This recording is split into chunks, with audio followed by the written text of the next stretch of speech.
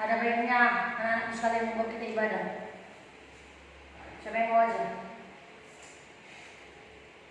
Gak ada yang mau? Masih pun jadi? Ya, Jonathan. Tapi nyanyi Bu. Ya nyanyi. Nyanyi yang apa yang normal ya? Iya Bu. Yang berdoa siapa? Kecil nomor tuh bikin dulu nak. Di depan. Iya. Nah. Iya. Mari kita bernyanyi dari Hidup Semangat. Maafkanlah doaku. 1, 2, 3 ya.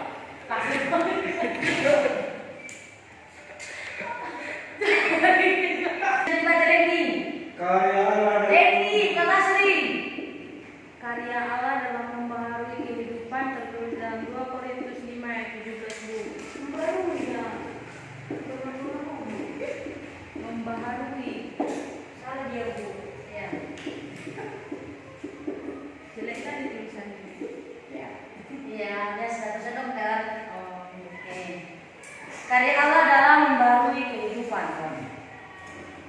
Dalam membaharui kehidupan ini hanya bisa dilakukan hanya satu pribadi saja, yaitu oleh Allah. Manusia tidak bisa membaharui orang lain ataupun dirinya sendiri. Hanya Allah yang bisa membaharui kehidupan kita.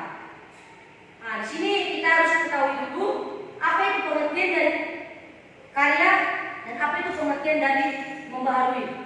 Nah, Jonathan, baca dulu arti dari karya itu apa? Jangan apa ya? Nah, karya yaitu pekerjaan hasil perbuatan kita seseorang. Karya aja. Karya yaitu pekerjaan atau hasil perbuatan dan hasil ciptaan seseorang. Dan membarui dan berubah ini. Determin apa sih video? Karya dia Bu. Nanti aja. Nanti kita ajarin. Baca ini membarui apa itu? Membaharui yaitu memproses atau memperbaiki ulang atau membentuk kembali agar menjadi lebih baik. Jadi karya Allah dalam membaharui kehidupan berarti tindakan nyata Allah dalam memproses kehidupan itu menjadi lebih baik karena pada awalnya sudah dirusak oleh dosa. Iya. Karya yaitu pekerjaan atau hasil perbuatan, sedangkan membaharui yaitu memproses atau memperbaiki ulang atau membentuk kembali agar menjadi lebih baik lagi. Jadi karya Allah dalam membaharui kehidupan kita yaitu berarti tindakan Allah dalam proses kehidupan itu menjadi lebih baik. Karena pada awalnya sudah dirusak oleh apa? Dosa. Oleh si Adam dan Hawa. Iya. Mengapa manusia membutuhkan pembaruan? Bukankah manusia telah diselamatkan oleh Allah melalui Yesus Kristus? Mengapa? Mengapa manusia membutuhkan pembaruan? Ibu tanya masing-masing. Berarti saya main-main terus. Kenapa? Mengapa manusia membutuhkan pembaruan? Bukankah kita manusia ini diselamatkan oleh Allah melalui Yesus Kristus? Mengapa lagi? Kenapa manusia harus mengalami pembaharuan? Iya. Karena kan di setiap manusia itu harus ada banyak dari sifat buruk bisa Menjadi baik. lebih baik. Memang manusia telah diselamatkan oleh Allah melalui Yesus Kristus, tetapi manusia juga harus mewujudkan hidup yang baru. Kita harus memiliki hidup yang baru. Hidup yang baru adalah hidup yang dipimpin oleh Roh dan bukan mengikuti keinginan daging. Baca dulu, hidup dipenuhi oleh Roh itu artinya apa? Hidup yang dikendalikan sepenuhnya oleh Tuhan melalui pribadi Roh Kudus. Iya, hidup oleh Roh artinya hidup yang dikendalikan sepenuhnya oleh Tuhan melalui pribadi Roh Kudus. Semua bukan kita? Mau? Ya, buat dulu Galatia 5 ayat 22 sampai 26. Udah Bu. Nah, baca dulu Kristina untuk kita semua. Beginilah firman Tuhan, tetapi buah roh ialah kasih, sukacita, damai sejahtera, kesabaran, kemurahan, kebaikan, kesetiaan, kelemah lembutan, penguasaan diri. Tidak ada hukum yang menentang hal-hal itu. Barang siapa menjadi milik Kristus Yesus, ia telah menyalibkan daging dengan segala hawa nafsu dan keinginannya. Jikalau kita hidup oleh roh, baiklah hidup kita juga dipimpin oleh roh. Dan janganlah kita juga hormat, janganlah kita saling menantang dan saling mendengki. Iya, kalau kita hidup di dalam Roh, kita akan memiliki kasih, yaitu sesama kita. Dan kalau kita dipenuhi dengan Roh, maka kehidupan kita akan menjadi lebih baik lagi. Janganlah kita hidup oleh daging, karena kehidupan oleh daging yaitu kehidupan yang penuh dengan dosa dan keinginan diri sendiri yang penuh hawa nafsu. Ibu mau bertanya bersama saya ini, contoh dari hidup oleh daging itu apa? Contoh kehidupan dari Hidup yang menuruti keinginan daging itu adalah memelihara hal yang tidak baik, seperti kita berbuat jahat melalui mencuri, membunuh, seperti itu. Iya ya, hidup oleh daging itu seperti yang dijelaskan Seleni, contohnya itu mencuri. Nah, dan ada juga itu tentang iri hati. Ada sih yang selalu iri hati pada temannya, sering bu. Iya, silakan ini kan kita kasih yang buat ini loh. Berita main aja. Ibu tanya terus sama Lasri, apa contoh hidup oleh roh dan hidup oleh daging? Ini dulu contoh satu. Hidup apa? Dipenuhi dengan roh. Roh apa ini? Pak Kudus, Lasri. Nggak tahu. Bikin dulu Lasri, Indonesia apa Lasri? Hidup oleh roh apa? Toko nanti toko. Coba. Apa? Lasri. Apa sih? Jadi memang itu Lasri. Hidup oleh roh plus Kristina. Kasih bu, kasih. Oleh daging apa? Kita bisa jelasin kawan juga. Yang boleh sama. Perbuatan yang dosa, perbuatan yang salah. Mana bu? Apa bu? Apa ya? Curi loh. Iya. Boleh kan Kristina? Oke. Iya, memang boleh kelas ini. Ibu. Malas. Oke. Jadi di dalam yang sudah Ibu jelaskan tadi, marilah kita hidup melalui roh. Janganlah kita hidup melalui daging. Karena itu akan membuat kita akan dipenuhi oleh hawa nafsu. Silakan. Sini silakan. Baca dulu yang di depan ini. Yang di PPT ini, di baca dulu. Cepat.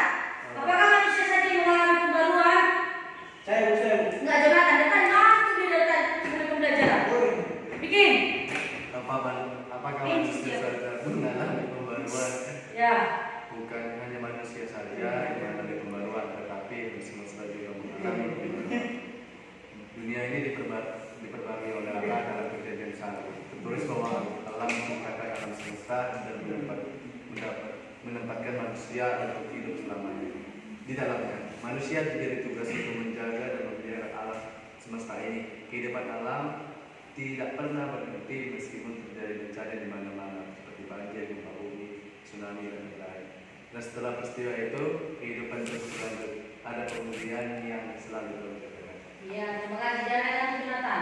Jadi di sini ibu menjelaskan bukan manusia aja yang mengalami pembaruan. Kristina, dan tadi kata-kata aja ya.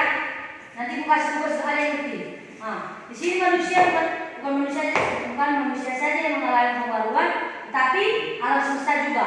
Ya, alam semesta juga.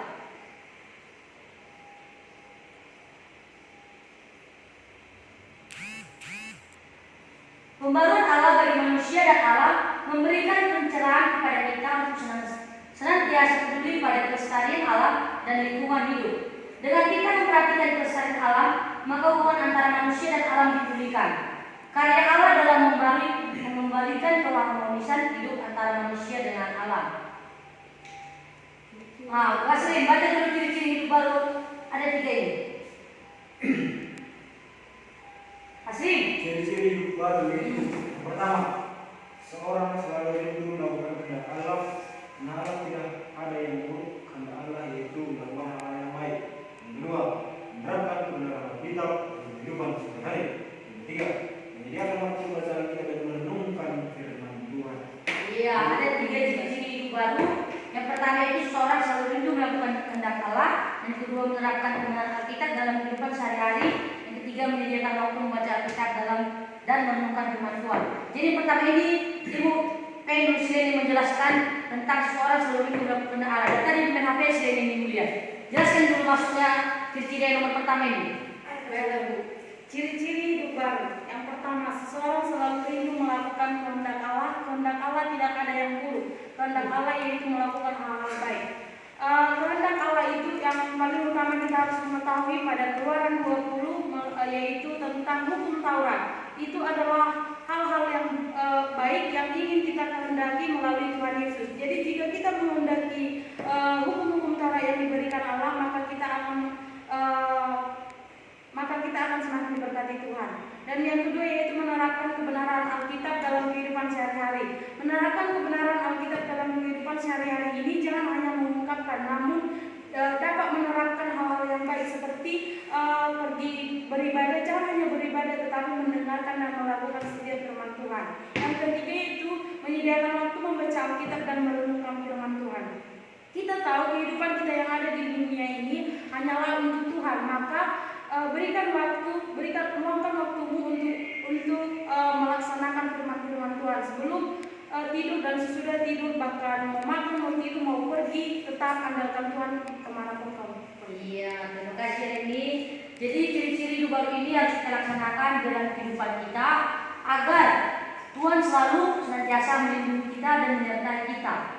Jadi kesimpulan dari materi ini, dari materi kita hari ini, pembelajaran kita hari ini, Ibu si Kristina Busung dulu membaca dulu juga. Kesimpulan, Allah bukan hanya pencipta tetapi Dia pemelihara, penyelamat dan pembaharu. Karena itu manusia dibaharui oleh Allah supaya manusia memiliki kehidupan yang baru yang seperti semula Tuhan kehendaki. Pembaharuan terjadi ketika manusia membuka hati untuk sepenuhnya dipimpin oleh Allah melalui pekerjaan Roh Kudus. Demikian. Ya, terima kasih Kristina. Jadi Ibu membacakan sekali lagi bahwa kesimpulan kita dari materi kita hari ini, pembelajaran kita hari ini, yaitu Allah bukan hanya pencipta, tapi Dia pemelihara, penyelamat dan pembaharu. Karena itu manusia dibaharui oleh Allah supaya manusia memiliki kehidupan yang baru, yang seperti semula Tuhan kehendaki. Pembaruan terjadi ketika manusia membuka hati untuk sepenuhnya dipimpin oleh Roh Allah melalui pekerjaan Roh Kudus. Ya, mulai sekarang marilah kita selalu melakukan hidup baru di enak ya. Cukup sekianlah materi kita hari ini. Terima kasih buat yang sudah mendengar, buat yang main-main, main HP. Nah, di pertemuan selanjutnya jangan lupa HP-nya ya. Ya Ibu. Nanti Ibu Sita, Ibu buang nanti ke sana, keluar. Oke. Cukup sekianlah pelajaran kita hari ini. Terima kasih buat semuanya. Oh, satu tugas minggu depan kita ibu ada materi baru lagi, cuma ibu jelaskan. Kita satukan hati kita bersatu dalam doa. Sungguh bangga Bapak punya Allah sepertimu, buat cinta kasih Tuhan yang selalu menyertai kami hingga terus mengajar kami berjalan dengan baik. Tuhan, Kau selalu memberkati anak-anak didikku supaya memiliki hidup yang baru, yang takut akan Tuhan serta melakukan hidup di dalam roh, bukan hidup di dalam daging. Dan Engkau selalu menyertai mereka, memberkati studi dan pembelajaran mereka selanjutnya. Di dalam nama anakmu kami berdoa dan bersyukur. Amin. Shalom semuanya. Shalom, Bu.